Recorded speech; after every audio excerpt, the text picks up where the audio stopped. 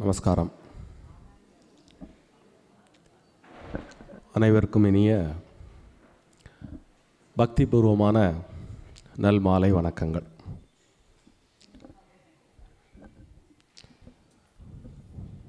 அற்புதமான மார்கழி மாதத்தின் இனிய மாலை பொழுது. எல்லாருக்கும் ஆச்சரியமாக இருக்கும். மார்கழி மாதம்னா காலங்காத்தால் தானே சொல்லுவாங்க. சித்தஞ்சிறுகாலை வந்து என்னை சேவித்துன்னு ஆண்டாலும் சொல்லியிருக்கா. இன்னும் சாயங்காலத்தில் இனிய மாலை பொழுது அப்படின்னு. இந்த நாளைக்கு அந்த ஏற்றம் உண்டு. மார்கழியின் இந்த 27வது நாளான இந்த நாளில் இந்த கூடாரை வெல்லும் சோர் கோவிந்தா அப்படின்னு ஆண்டாள் பாடிய அந்த பாடலுக்கு பெரியவர்கள் எல்லாம் மிகுந்த ஏற்றம் கொடுத்திருக்கின்றனர். அந்த வகையில் ஸ்ரீவத்சம் தொடங்கிய நாள் முதல்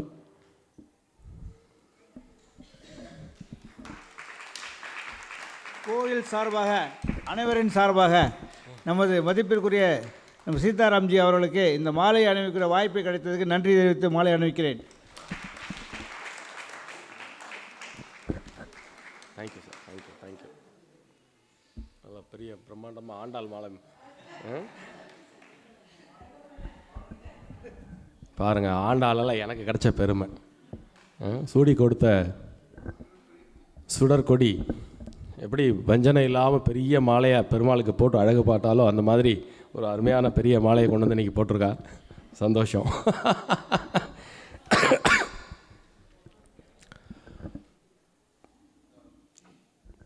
ஆண்டாள் அப்படின்னாலே உறுதி, தெளிவு, துணிவு.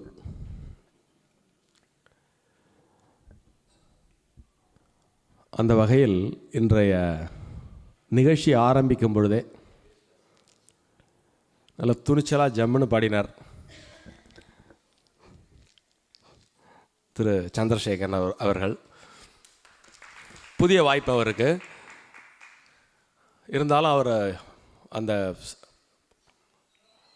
திடீர்னு பாடுறோமே புதுசாக பாடுறோமேங்கிற தயக்கம் எல்லாமே ரொம்ப நல்லா பாடினார். அப்புறம் அடுத்து ஒரு கச்சேரி. அந்த கச்சேரியை பார்த்தாக்க அவ்வளவு நிறைவாக இருந்தது மனசுக்கு. என்ன காரணம் தெரியுமா? எல்லாரும் பிரமாதமாக வாசித்தது ஒரு பெரும் காரணம். அது இயல்பான காரணம். அதை தாண்டி அடியேன் அதில் ரொம்ப ரசித்தது என்ன அப்படின்னா, பொதுவாக இங்கே கச்சேரி நடக்கும்பொழுது பக்கவாத்தியத்துக்கு யாராவது வெளியிலேருந்து கூட்டின்னு வருவா. அப்படி இல்லாமல் நம்மில் ஒருவரையே வயலின் வாசிக்கிறதுக்கு. இப்போ அடுத்து கௌஸ்துபத்தில் வந்து சேர்ந்திருக்கக்கூடிய திரு கைலாசநாதன் அவர்கள், அவரும் நம்மள ஒருத்தர் தானே. ஸோ இப்படி ரொம்ப தெளிவாக அந்த கச்சேரி ஜம்முன்னு போச்சு. அதுக்கு அடுத்தது சொல்லவே வேண்டாம். ஸ்வராலயா உறுதியாக ஆண்டாளுடைய பாடல்களை எடுத்து அற்புதமாக இங்கே பாமாலையாக்கி தந்து மிகவும் அழகாக இந்த இனிய மாலை பொழுது துவங்கியது. எப்படி இருந்தது அந்த நிகழ்ச்சி? கைலாசநாதன் வந்து வசமாக சிக்கின்றாரா நம்மள்கிட்ட? எங்கே இருக்கார் அவர்? அதுவும் வசந்தி மாமிட்டே போய் நம்பர் கொடுப்பார் அவர்.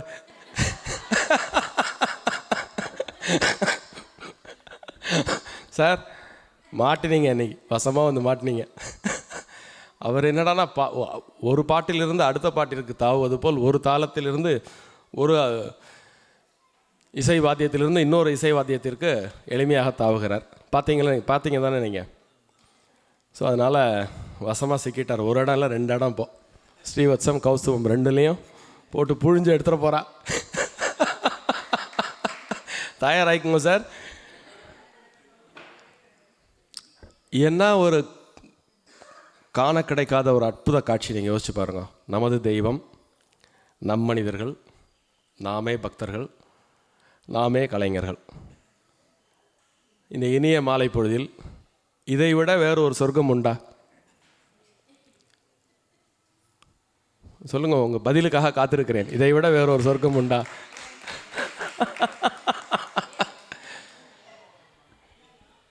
ஸோ என்னுடைய சிந்தனையெல்லாம் அதை நோக்கியே இருந்தது, சுற்றி சுற்றி வந்தது. அப்படியே எல்லோரும் எப்படி ஆனந்தமாக ரசிக்கிறா, எப்படி பாடுறா, எப்படி வாசிக்கிறா. வயலின் மாமியை விடாதீங்க, அப்பப்போ தப்பிச்சு தப்பிச்சு ஓடி போயிடுவா. என்ன? ஆமாம். எப்படி வாசிச்சா மாமி?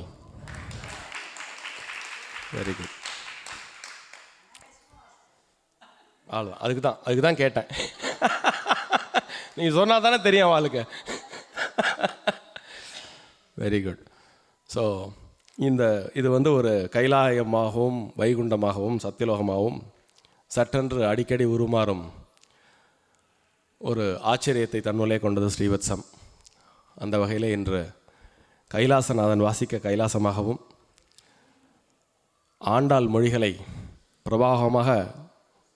பிரவாகிக்கும் பாங்கிலே அது வைகுண்டமாகவும் காட்சியளித்து கொண்டிருக்கிறது.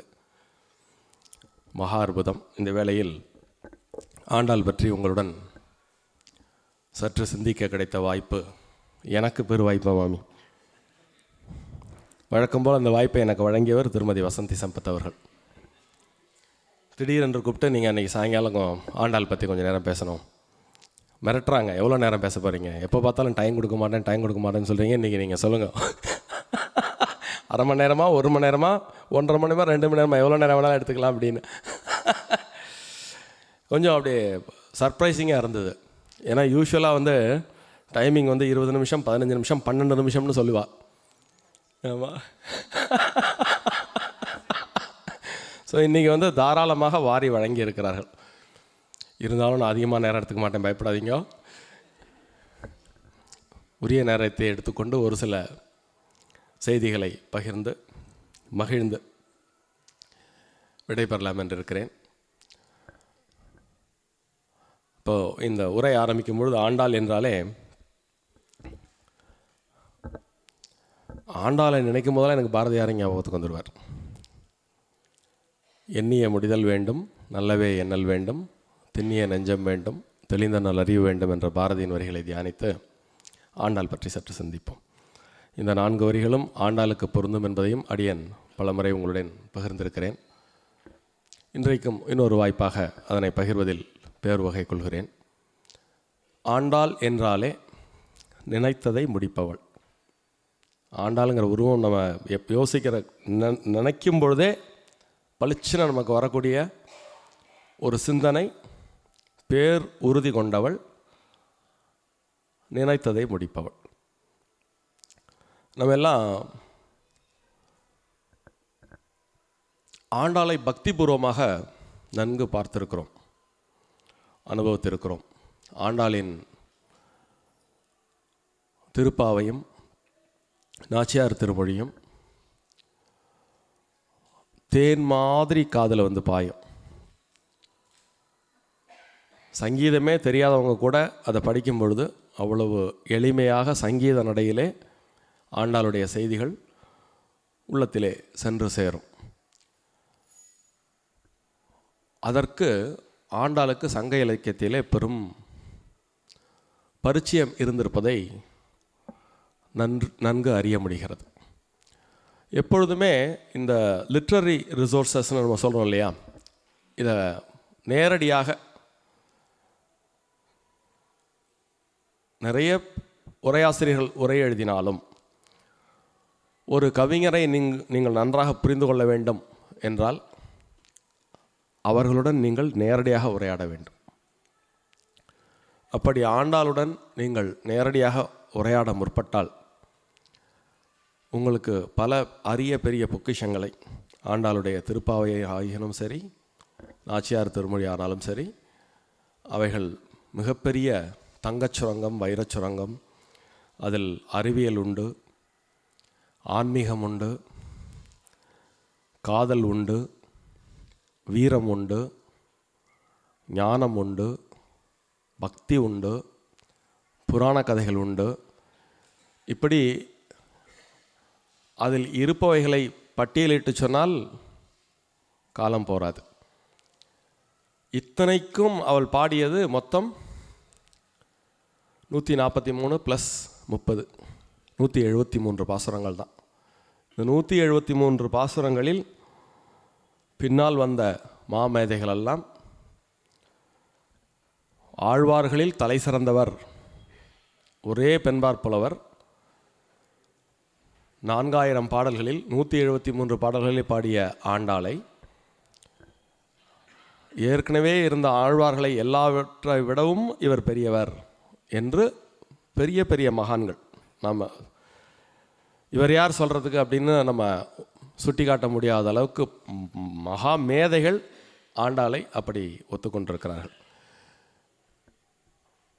இங்குதான் ஒரு ஆய்வு மாணவனாக சில நேரங்களில் நான் யோசிப்பதுண்டு.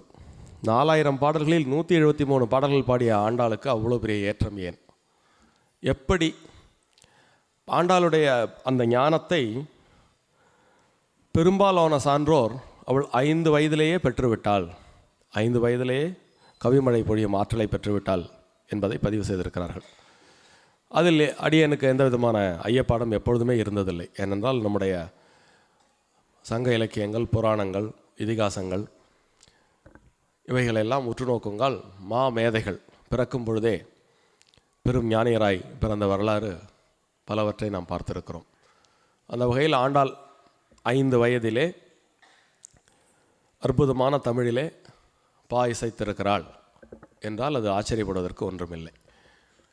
ஆனால் இது எப்படி சாத்தியம் அப்படிங்கிற ஒரு கேள்விக்குள்ளே புகுந்தோம்னா, தனிப்பாடல் திரட்டிலே ஒரு பாடல் உண்டு. நூதன விவேகிகளுக்கு நுழையாது, நுழையுமால் பூதல ஜென்ம கோடி புனிதலான் அப்படின்னு. ஒரு தனி மனிதனாக இருக்கட்டும், அப்படிப்பட்டவங்கள தான் நம்ம அவதாரம் அப்படின்னு நம்ம சொல்கிறோம்.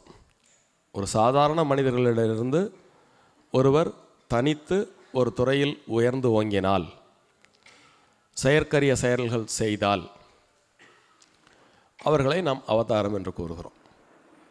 அந்த அவதாரம் என்பது எப்படி நிகழ்கிறது அப்படிங்கிறதுக்கான பதில் தான் இந்த விவேக சிந்தாமணி நூல் சுட்டக்கூடிய இந்த பா. நூதன விவேகிகளுக்கு நுழையாது, நுழையுமால் பூதல ஜென்ம கோடி புனிதலான். அப்போது இந்த கண்ணனுடைய ஆண்டாள் பக்திக்கு அவளுக்கு ஒரு பூர்வ கதை இருக்க வேண்டும் அல்லவா? அந்த பூர்வ கதையைத்தான் இன்று ஒரு அரிதான செய்தியாக உங்களுடன் அடியேன் பகிர்ந்து கொள்ள விழைகிறேன். பொதுவாக ஆண்டாள் சரித்திரத்திலே நீங்கள் கேள்விப்பட்டிருக்காத செய்தியாக அது இருக்கும் என்றும் நான் நம்புகிறேன். ஏன் அத்தனை உறுதியாக நம்புகிறேன் என்றால், இதுவரை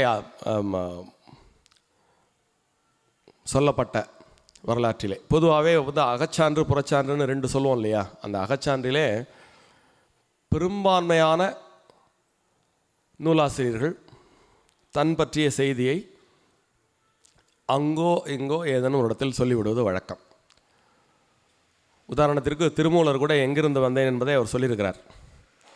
கைலை வழி வந்தேன் அப்படின்னு ஒரு பாடலில் சொல்லியிருக்கார். அதனால் அவர் நிச்சயமாக அவர் நார்த்லேருந்து தான் வந்தார் அப்படிங்கிறது அதில் ப்ரூவ் ஆகுது. ஒரு சிலர் அதை சொல்ல விரும்ப மாட்டார்கள். இப்போ ஆண்டாளுக்கெல்லாம் கண்ணனை பற்றி நினைக்கிறதுக்கே நேரம் சரியாக போச்சு. அதனால் தன்னை பற்றி நினைக்கிறது அவளுக்கு நேரமே இல்லை. அதனால் தான் பற்றி தான் அறிந்த தகவல்களே அவள் சொல்லுவதற்கு வாய்ப்பு குறைவு என்று தான் நாம் கொள்ள வேண்டும். அதனால் தன்னுடைய பூர்வ கதையை பற்றி அவள் சொல்லாதிருந்திருக்கலாம். இருந்தாலும் உங்களுக்கு எல்லாருக்கும் தெரியும், தமிழ் தாத்தா ஊவே சுவாமிநாதையர் அவர்கள், அவருக்கு தமிழ் தாத்தாங்கிற பேரே ஏன் வந்ததுன்னா, ஊர் ஊராக சென்று பழந்தமிழ் சுவடிகளை கண்டறிந்து அதையெல்லாம் தொகுத்து நமது செல்வங்களை நமக்கு மீட்டு கொடுத்தார்.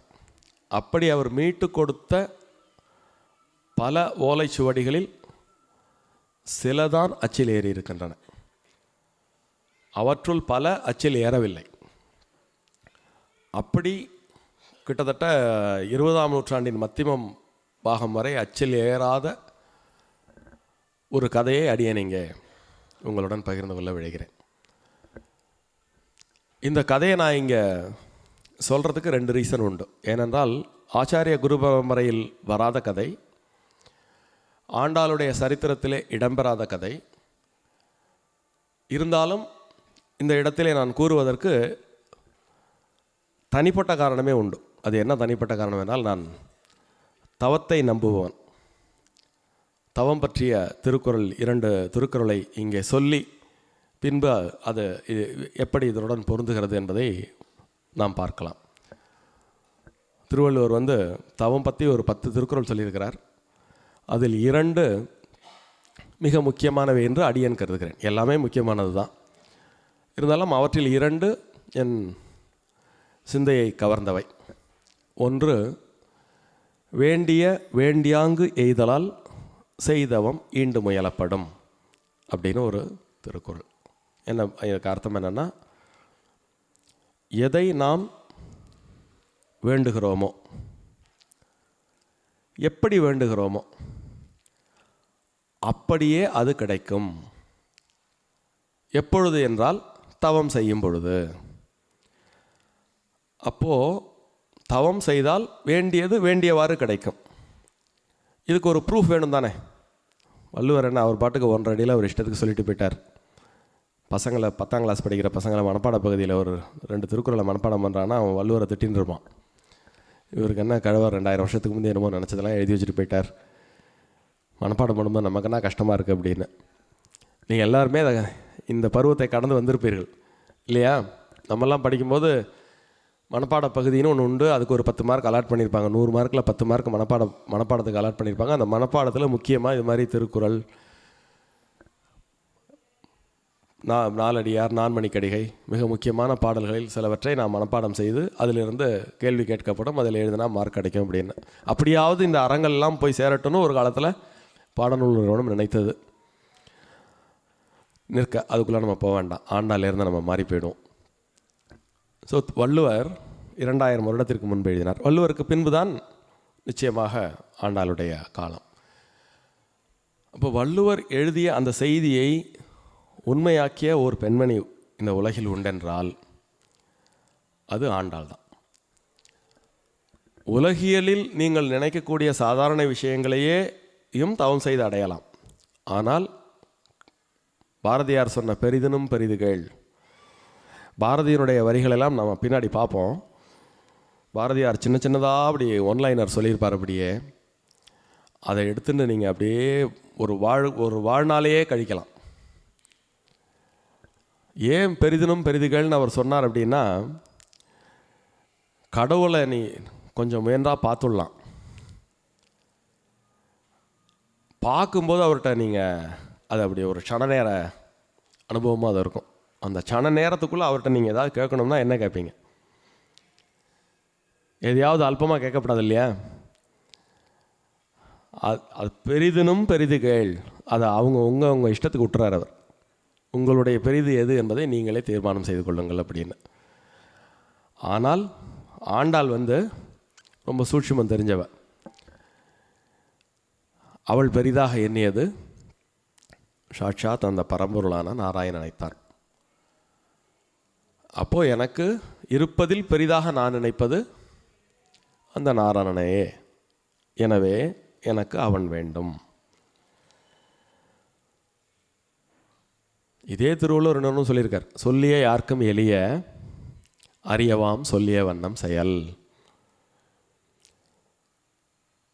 ரொம்ப ஈஸியாக சொல்லிடலாம் ஒரு விஷயத்தை, ஆனால் சொன்னபடி செய்தல் என்பது மிகவும் அரிது.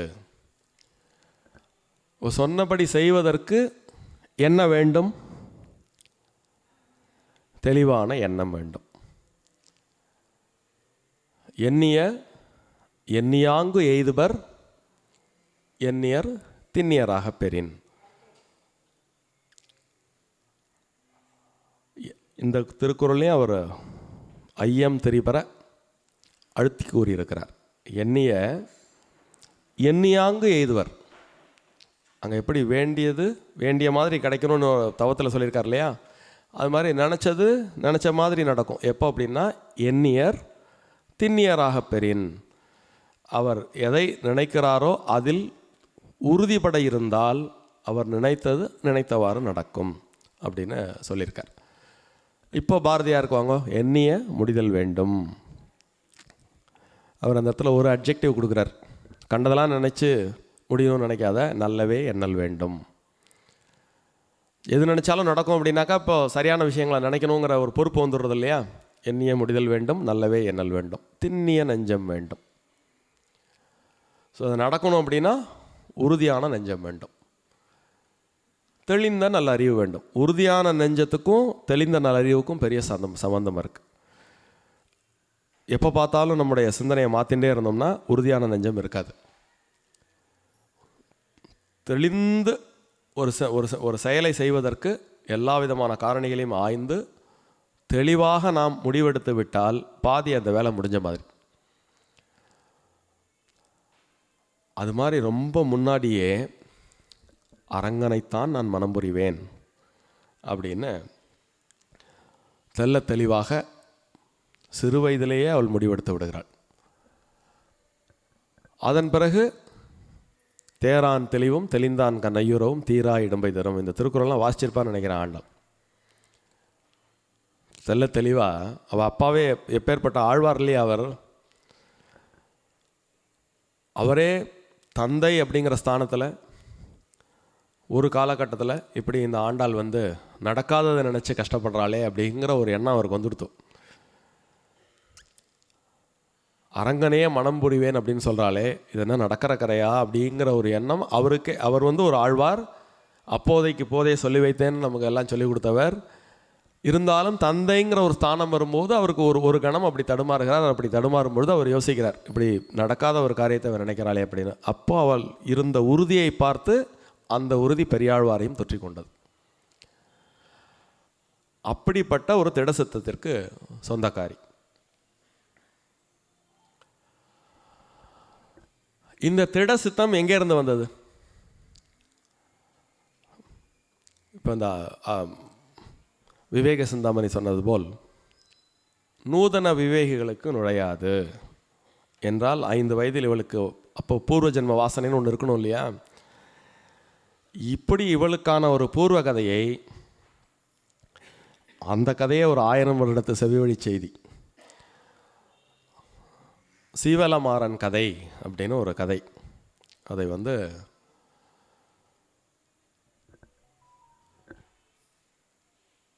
சிதம்பர கவி அப்படின்னு ஒருத்தர் எழுதியிருக்கிறார். இப்போ நம்ம கிட்டத்தட்ட சமண காப்பியங்களை பற்றிலாம் பெருசாக சொல்கிறோமே, 50 காப்பியங்களில் சீவக சிந்தாமணிக்கு இணையான ஒரு அற்புதமான ஒரு காப்பியம் அது சீவலமாறன் கதை என்று. அந்த கதையில் அறம் பொருள் இன்பம் வீடு பேறு எல்லாமே ரொம்ப பிரமாதமாக எடுத்தாளப்பட்டிருக்கும். அந்த கதையிலே ஆண்டாள் பயின்று வருகிறாள். அந்த சீவலமாறன் என்பவன் பாண்டிய நாட்டைச் சேர்ந்தவன். கிட்டத்தட்ட ஒரு அரசனுக்கு இணையான ஒரு பெருந்தனக்காரன், ஆழ்ந்த புலமை உள்ளவன். இந்தியாவெங்கிலும் சென்று க்ஷேத்ராடனம் செய்தவன். அப்படி க்ஷேத்ராடனம் செய்த அந்த சீவலமாறன் ஸ்ரீவில்லிபுத்தூர் வரும்பொழுது ஆண்டாளை பார்த்து ஒரு பாடல் பாடுகிறான். அந்த பாடலில் ஒரு புதிய செய்தியையும் தெரிவிக்கிறான். இதுவரை நாம் கேள்விப்படாத செய்தி, மகாபாரத கதையுடன் தொடர்புடைய செய்தி. மகாபாரதத்திலே திரௌபதி பஞ்சபாண்டவரை மணந்தாள் என்ற ஒரு செய்தி நமக்கு உண்டு. அதுபோல் ஆண்டாள் 5 மனம் புரிந்தாள் அப்படின்னு ஒரு செய்தியை அவர் தெரிவித்திருக்கிறார். ஷாக் ஆகாதீங்க, பின்னாடி எல்லாம் கரெக்டாக இருக்கும்.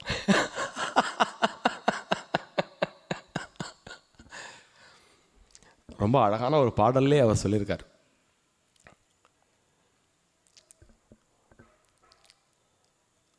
அரிதாக வளர்ந்தருள அணி அரங்கம் துயில்வானும். பாட்டு சொல்லும்போதே உங்களுக்கு யாருன்னு தெரியும். அணி அரங்கம் துயில்வான் யாரு? ரங்கநாதர். அடுத்த பாடல்ல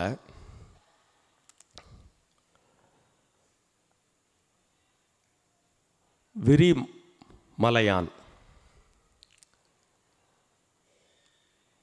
அப்படின்னு அழகர் கோயில் அந்த சுவாமியை சொல்கிறார். அவருடன் வேங்கடத்து உரைபவனும் வரிதாவும் பூம்புகிழ் பூம்பொழில் புடைசூழ வடபெருங்கோயில் பரணும். யார் அவர்? இப்போ எத்தனை பேர் வந்திருக்காங்க? 4 பேர் வந்துட்டாங்களா? பிரியாது மன்னரை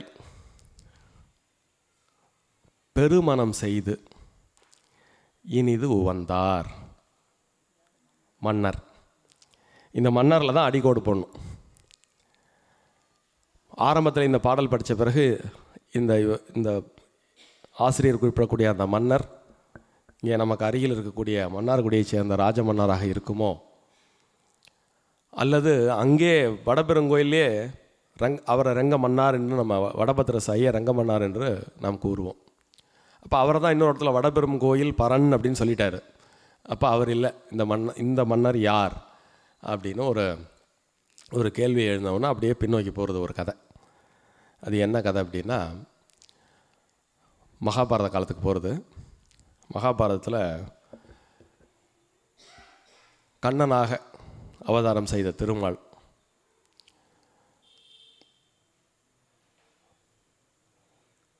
நாராயணனின் முப்பெரும் தேவேரில் ஒருவர் நிலமகள் என்பது நமக்கு எல்லாருக்கும் தெரியும். மகாபாரதத்தில் சத்யபாமான்னு ஒரு கேரக்டர் உங்களுக்கு எல்லாருக்கும் தெரியும். அந்த சத்யபாமா பூமி தேவி தாயாரின் இன்னொரு வடிவம் என்பதை புராணம் தெளிவாக பதிவு செய்கிறது. சத்யபாமா பற்றி நம்ம ரொம்ப யாருக்கும் சொல்லி தெரிஞ்சுக்க வேண்டிய அவசியம் இல்லை. பார்த்தனுக்கு சாரதியாக இருந்த பார்த்த சாரதிக்கு சாரதியாக இருந்தவள் இல்லையா? போரிலே வீராங்கனையாக பங்கு கொண்டவள், துணிவின் மறு உருவம், வெற்றியின் திருவுருவம். அந்த சத்யபாமாவும் திரௌபதியும் சந்தித்து உரையாடுவதாக ஒரு காட்சி. அந்த உரையாடலிலே இருவரும் கண்ணனின் பெருமைகளை பேச, திடீரென்று தன்னிலை மறந்து சத்யபாமா திரௌபதியிடம் நீங்கள் ஏன் ஐவரை மனம் புரிந்தீர்கள் அப்படின்னு ஒரு கேள்வியை கேட்டுட்டான். கேட்ட உடனே அவளுக்கு கோவம் வந்துடுறது. இந்த கேள்வியை நீ தவிர்த்திருக்கலாம், இருந்தாலும் கேட்டுட்டேன். கேட்டதுக்காக ஏதேனும் ஒரு பிறவியில் நீயும் ஐவரை மனம் புரிய கடவாயாக அப்படின்னு ஒரு சாபத்தை திரௌபதி இட்டு விடுகிறாள். ஸோ இது ஒரு பழம் கதை. இப்போ இந்த சீவலமாறன் கதைக்கு திரும்ப வருவோம். இந்த சீவலமாறன் ஊர் ஊராக க்ஷேத்ராடனம் செய்தார் என்று சொன்னோம் அல்லவா? அவர் அப்படி ஒரு முறை கங்கைக்கு வரும்பொழுது கங்கையிலே குளிச்சுட்டு அவர் அனுஷ்டானங்கள் செய்ய முற்படும்பொழுது அவர் கண்முன்னே ஒரு காட்சி வருகிறது. அது என்னவென்றால், திடீரென்று ஒரு 5 தலை பாம்பு ஒரு சிலையோடு அப்படி மேலே எழுகிறது. கரைக்கு வந்து ஒரு முனிவரிடம் அந்த சிலையை சேர்க்கிறது. முனிவர் அதை பாங்குடன் வாங்கி அதை ஒரு ஆசனத்தில் அமர்த்தி அபிஷேகம் எல்லாம் அலங்காரம் எல்லாம் செஞ்சு பூஜையெல்லாம் செஞ்சு வழிபட்டு விட்டு திருப்பி அதை கொடுக்குறார். திரும்ப வாங்கிட்டு கடலில் மறைஞ்சிடுறார்.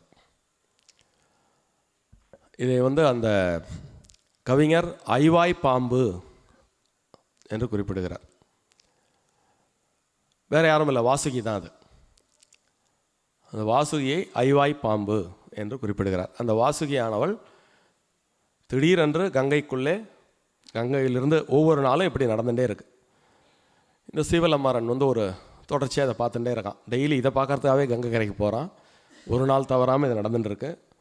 அந்த முனிவர் பிருகு முனிவர் ஒரு நாள் கொஞ்சம் கேட்கலாமா வேண்டாமான்னு யோசிச்சுட்டே போயிட்டு, சுவாமி நான் டெய்லி இதை பார்த்துட்டு இருக்கேன்.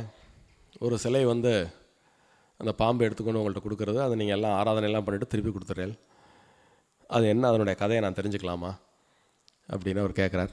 தாராளமாக தெரிஞ்சுக்கலாம்ப்பா, உனக்கு தெரிஞ்சுக்கிறதுக்கு எல்லா விதமான அருகதையும் உண்டு. யார் கேட்டாலும் தமிழில் ஒன்று, கல்வி நயந்தவர்க்கு ஒரு கோதற்ற வாசகம், அதுதான் சிறந்த அறிஞர்களுடைய பண்பு. பிருகுமுனிவர் இவர் ஒரு அழகாக கேட்ட உடனே அவர் கதை சொல்கிறார். என்ன கதை சொல்கிறார்னா, உலகம் தோன்றுவதற்கு ஒவ்வொரு பிரளய கால முடிவிலும் உலகத்தை தோற்றுவிப்பதற்கு நாராயணன் தனது நாபிக்கமலத்திலிருந்து பிரம்மாவை உற்பத்தி செய்வார். அப்படி உற்பத்தியான பிரம்மா நாராயணனை வணங்கி அவரை தவம் செய்து அவரிடமிருந்தே சாஸ்திரங்களை கற்று உற்பத்தி தொழிலில் இறங்குவார். இது ஒவ்வொரு பிரளய முடிவிலும் நடக்கக்கூடிய ஒரு ரெகுலரான ஒரு காட்சி. அப்படி மகாவிஷ்ணுவிடமிருந்து தோன்றிய பிரம்மா அவரை தியானிப்பதற்காக ஒரு திருவுருவம் செய்து அதை யுக கணக்கிலே வழிபட்டார். வழிபட்டு மந்திரோபதேசம் பெற்றார், சாஸ்திரோபதேசம் பெற்றார், வேத உபதேசம் பெற்றார். எல்லாவற்றையும் பெற்றுக்கொண்டு படைப்பு தொழிலில் ஈடுபட்டார். பிரம்மனுடைய இந்த ஆற்றலை கண்ட இந்திரன் அவரிடம் சென்று, எனக்கு அந்த நீங்கள் டெய்லி ஆராதிக்கக்கூடிய அந்த சிலையை என்னிடம் கொடுத்து விடுங்கள் அப்படின்னு கேட்குறார். பொதுவாக இந்திரனுக்கு எல்லார்ட்டையுமே ஒரு சாஃப்ட் கார்னர் உண்டு. யார்கிட்ட இந்திரனுக்கு ஒரு எல்லாருடைய செல்லப்பிள்ளை அவர். அப்படி இருந்தும் பிரம்மா என்ன சொல்லிட்டார், இது அவ்வளோ சாமானியமாக இது கிடைக்காது, இதுக்கு இந்த சிலையை உனக்கு வேணும்னா நீ கடும் தவம் புரியணும் அப்படின்னு. அங்கே அவன் தவம் புரிய ஆரம்பித்து விடுகிறான். ஒரு நீண்ட நெடிய தவத்திற்கு பின்னர் பிரம்மா அந்த சிலையை அவனிடம் கொடுத்து விடுகிறார். அந்த சிலையை எடுத்துக்கொண்டு இந்திரலோகத்தில் வைத்துக்கொண்டு அவன் 5,50,000 ஆண்டுகள் அதன் மீது தவம் ஏற்றுகிறான். அப்படியே பூலோகத்துக்கு அந்த காலகட்டத்தில் தான் பூமியில் மகாபாரத கதை நிகழ்கிறது. அப்போது கண்ணன் அர்ஜுனன்ட்ட சொல்கிறார். அர்ஜுனன் தெரியும் உங்களுக்கு, நிறைய கண்ணனிடம் கேள்விகள் கேட்பார். எனக்கு மிகப்பெரிய ஆற்றல் வேண்டும், ஏதேனும் யோசனை சொல் அப்படிங்கும்போது, அப்படியா அப்படின்னா நீ இந்திரன் வச்சுருக்கார் இல்லையா, அந்த சிலை தான் நீ கொண்டு வரணும். அதை கொண்டு வந்து அதை டெய்லி பூஜனை பண்ணினா எல்லா விதமான ஆற்றலும் கிடைக்கும், முக்தியும் கிடைக்கும் அப்படிங்கிறார். அவன் ரொம்ப உரிமையோடு, நான் மட்டும் போனால் நடக்காது, என் கூட நீங்களும் வந்துருங்கோ, நம்ம 2 பேருமே சேர்ந்து போய் இந்திரன்ட்ட போய் கேட்போம் அப்படின்னு கண்ணனையும் அழைத்து கொண்டு இந்திரலோகத்திற்கு போகிறார். அவன் ரொம்ப புத்திசாலி அர்ஜுனன். அவன் நினச்சது சரியாக போச்சு. அவன் போய் முதல்ல விண்ணப்பித்த உடனே இந்திரன் செவிசாய்க்கவே இல்லை. நீங்கள் இங்கே உங்கள் இந்திரலோகத்தில் வச்சு இந்த பூஜை பண்ணுறேன், அந்த சிலையை எங்கள்கிட்ட கொடுத்துருங்கோ, நான் வச்சுக்க போகிறேன் அப்படின்னு. அவர் ஒன்றும் கண்டுக்கவே இல்லை. யாரோ கண்ணன் கூட வந்திருக்கார், கண்ணனுக்கு உண்டான மரியாதையெல்லாம் அவர் கொடுக்குறார். அப்போது கண்ணனும் கேட்கிறார், இவன் உனது புதல்வன், அதனால் நீ பூஜை பண்ணக்கூடிய இந்த சிலையை நீ அவனுக்கு கொடுக்கறதுனால தப்பு கிடையாது அப்படின்னு சொல்லி கண்ணன் சொல்கிறார். முதல்ல இந்திரன் கேட்டப்போ இதை யாருக்குமே நான் கொடுக்க முடியாதுன்னு சொன்னவன், கிருஷ்ண பரமாத்மா சொன்ன உடனே மறுப்பு சொல்ல முடியுமா? அதுக்கு உடனே அவன் என்ன சொல்கிறான், மறுப்பு சொல்லாமல் ஒரு காரியம் சொல்கிறான். உங்களுக்கு அந்த கதைக்குள்ள நான் ரொம்ப டீட்டெயிலாக போகிறது. இந்திரனுடைய பையன்தான் அர்ஜுனன் அப்படிங்கிறது கண்ணன் அந்த இடத்துல சுட்டி காமிக்கிறார். இந்திரனுக்கு அது தெரிந்திருந்தாலுமே அர்ஜுனனுக்கு நேரடியாக கொடுக்க மனசில்லை. கண்ணன் இப்படி சொன்ன உடனே இவன் ஒரு வசனம் சொல்கிறான், அப்படி என் மகன் என்ற காரணத்தால் அந்த உரிமையால் நான் அவனுக்கு கொடுக்கணும், கொடுத்தா தப்பில்லைன்னு நீ சொல்கிறது உண்மையாக இருந்தால் நான் கொடுக்க முடியாது, அது தானாகவே அவனிடம் சென்று சேர்ந்து விடும் அப்படின்னு அவன் சொல்லின்னு இருக்கும்போதே அந்த சிலை அர்ஜுனனுக்கு சேர்ந்து விட்டது. இப்போ அர்ஜுனன் அதை எடுத்துன்னு பூமியில் வச்சுட்டு கங்கை கரையில், அந்த குருக்ஷேத்திரம்லாம் முடிஞ்ச பிறகு கங்கை கரையில் அதுக்கு உபாசனை பண்ணி முக்தி அடைந்து விடுகிறான். அது கங்கை கரையிலே வச்சுட்டு போயிடுறான். முக்தி கிடச்ச பிறகு வேறு எதுவும் வேண்டாம் இல்லையா, அதனால் முக்தி கிடச்ச உடனே அந்த சிலையை அங்கேயே விட்டு போயிடுறான். அப்போ கிருஷ்ணர் இதை யார்டா கொடுக்குறது அப்படின்னு பார்த்தார். அந்த நேரம் பார்த்து பிருகுமுனிவர் அங்கே வந்தார். ஆகா, இது பிறர்க்கரிய பேர், நான் இதை வச்சு நான் உபாசனை பண்ணிக்கிறேன் அப்படின்னா, நீ எங்கே வச்சு உபாசனை பண்ணுவ அப்படின்னோடனே, கங்கைக்கு பொறுக்கலை, நம்ம 2 பேரும் சேர்ந்து பார்ப்போம், நான் பத்திரமா வச்சுக்கிறேன், டெய்லி நீங்கள் உபாசனை பண்ணும்போது எடுத்து உங்கள்கிட்ட கொடுத்துட்றேன், நீங்கள் உபாசனை முடிச்சோன்னே கொடுங்க, நான் பத்திரமா வச்சுக்கிறேன் அப்படின்னு அவள் 2 பேரும் டீல் பேசி அப்படி வந்தது. அப்போ இதை கேட்டுன்னு இருந்த அந்த சீவலமாறன் என்ன சொல்கிறான் பிருகுமுனிவர்கிட்ட, ஓஹோ இது இந்த கதையெல்லாம் கேட்டான் இல்லையா, அவனுக்கு ஒரு விஷயம் அதில் புரிஞ்சு போச்சு. உடனே பிருகுமுனிவர்கிட்ட தைரியமாக இதை என்கிட்ட கொடுத்துருங்க அப்படிங்கிறான். இது அப்படி சாதாரணமாக அடையக்கூடிய ஒரு விஷயம் அல்லப்பா, இதுக்கு கடும் தவம் புரியணும். உன்னுடைய தவம் மெச்சப்படக்கூடியதாக இருந்தால் அந்த சாட்சாத் எம்பெருமானே தானாகவே உன்னிடம் வந்து சேர்வார் அப்படின்னோன்னா அவன் 11 நாள் ஒத்த காலம் நின்று தவம் பண்ணுறான் அந்த சிலை வேண்டி. 11ஆவது நாள் கங்கையிலிருந்து அந்த வாசுகி வழக்கம் போல் பிருகுமுனிவருக்கு தோன்ற மாதிரி தோன்றி, நீ கங்கையில் குளிச்சுட்டு வந்து உன் கையை 2ஐயும் விரித்து வைப்பா, நான் உன் கையில் வந்து விழுறேன் அப்படின்னு சொல்கிறது. அதே மாதிரி அவன் குளிச்சுட்டு ஆச்சார அனுஷ்டானத்தோட பக்தியோடு அதை கேட்குறான். கேட்ட உடனே அது கிடைக்கிறது. எடுத்துட்டு மதுரைக்கு வந்துடுறான். மதுரைக்கு வந்தவுடன் அன்றிரவு அவன் கனவிலே ஒரு அந்தனர் ஆக பெருமாள் போய், நீ கொண்டு வந்த இந்த சிலைக்கு செண்பகவனத்திலே ஆலயம் எழுப்புவாயாக அப்படின்னு சொல்லிட்டு அவரே வழி சொல்கிறார். எந்த இடத்துல ஆலயம் எழுப்பணுங்கிற கேள்வியெலாம் வரும் இல்லையா. நீ காலம்பரை எந்திருந்த உடனே நீ இருக்கிற இடத்துலேருந்து எந்த இடத்தில் ஆலயம் எழுப்பப்பட வேண்டுமோ அந்த இடத்திற்கு எறும்புகளெல்லாம் சேர்ந்து உனக்கு வழிகாட்டும். அந்த எறும்புகளெல்லாம் போய் எந்த இடத்துல நிற்கிறதோ அந்த இடத்துல நீ அந்த ஆலயத்தை கட்டிவிட வேண்டியது அப்படின்னு கனவுல உத்தரவாருது.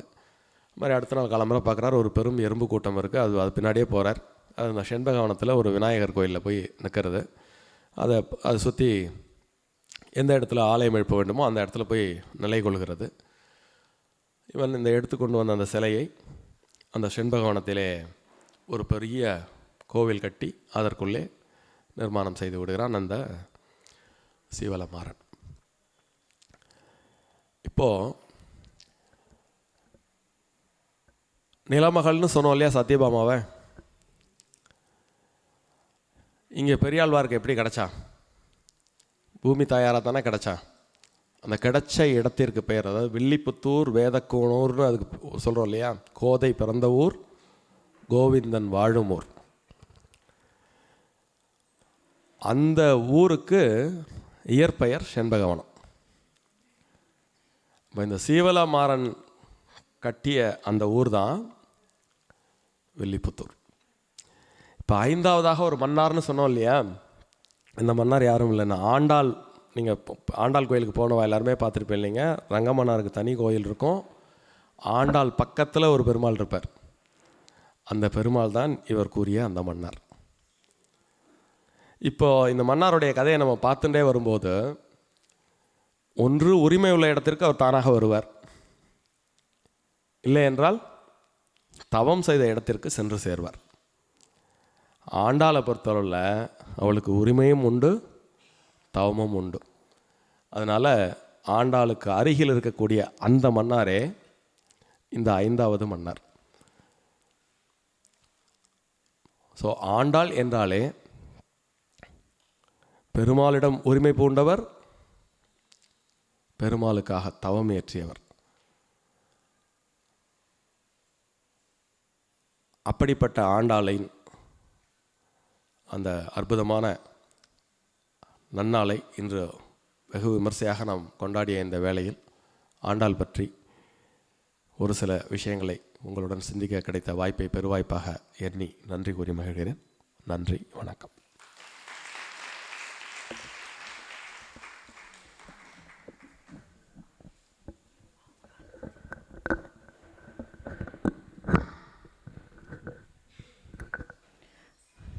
Thank you sir. ஸ்ரீவத்சத்தில் நிறைய கலைஞர்கள் இருக்கார் அப்படின்னு சார் சொன்னார். எனக்கு தோன்றது ஏன் சொற்பொழிவாளரை பற்றி நம்ம சொல்லிக்கவே இல்லை அப்படின்னு. வெளியில் நம்ம நிறையா கேட்குறோம் இல்லையா. திரு துஷ்யந்த் சீதர், திரு வேலுக்குடி கிருஷ்ணன், பத்மநாபன் அவெல்லாம் சொல்கிற மாதிரியே நமக்கு ஸ்ரீவத்சத்துலேயே நம்ம கொடுத்து வச்சது மிகப்பெரிய சொற்பொழிவாளர். திரு சீதாராமன். அதுவும் நம்மக்கிட்ட பெரிய பொக்கிஷமாக இருக்குங்கிறதையும் நம்ம இங்கே சந்தோஷமாக நினச்சி பார்க்கணும். ரொம்ப அரிய தகவல். ஆண்டாளை பற்றி நிறையா பேசுகிறாரே, இவர் இன்றைக்கி என்ன தான் பேச போகிறார் அப்படின்னு நான் ரொம்ப ஆவலாக எதிர்பார்த்துட்டு இருந்தேன். எதிர்பார்க்காத ஒரு மகாபாரத கதை, அதுவும் எப்படி பாரதியார், திருக்குறள், அதுக்கப்புறம் மகாபாரதம், ஆண்டாள், இது மாதிரி ஒரு கனெக்ஷன் கொடுக்கறதுங்கிறது ரொம்ப எதிர்பார்க்க முடியாத ஒரு விஷயம். ரொம்ப அருமையாக இருந்தது. ரொம்ப நன்றி சார். அதே மாதிரி இன்றைக்கி நான் நிறைய பேருக்கு நன்றி சொல்லணும்.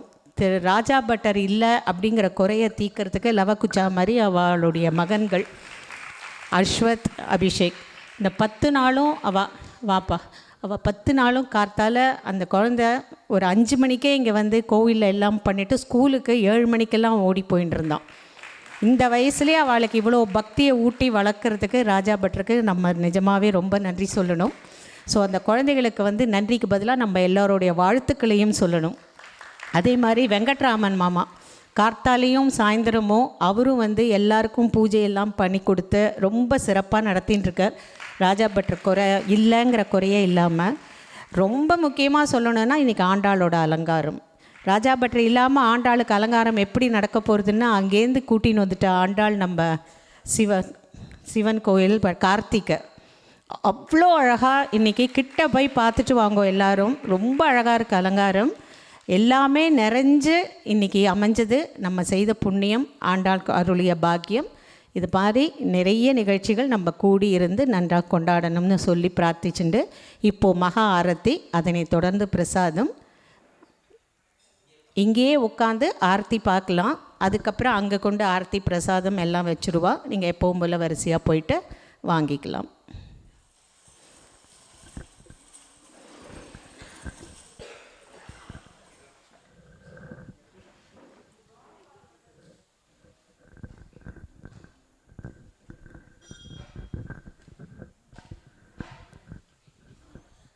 Sorry for the interruption. ஒரு சின்ன சஜஷன் தோணித்து. ஒரு சின்ன எண்ணம் தோணித்து. நமக்கு ரொம்ப வேண்டிய சீதாராமையர் எத்தனையோ கதைகளில் நமக்கு சொல்கிறா, எத்தனையோ ரெஃபரன்சஸ் சொல்கிறா. அதில் நமக்கு தெரியுமா தெரியாதான்னு கேட்குறதுக்கு பயந்துட்டு இருக்கார் அவர். தயவுசெய்து கேட்டு அவள் ரெஃபரன்ஸை கரெக்டாக ஆன்சர் பண்ணாக்கா அவளுக்கு ஏதாவது ஒரு ஜஸ்ட் மெமராண்டம் புக்கு ஏதாவது கொடுவான்னு சஜஸ்ட் பண்ணுறேன். இது நன்றாக எடுத்துப்பாருன்னு நினைக்கிறேன். தேங்க்யூ.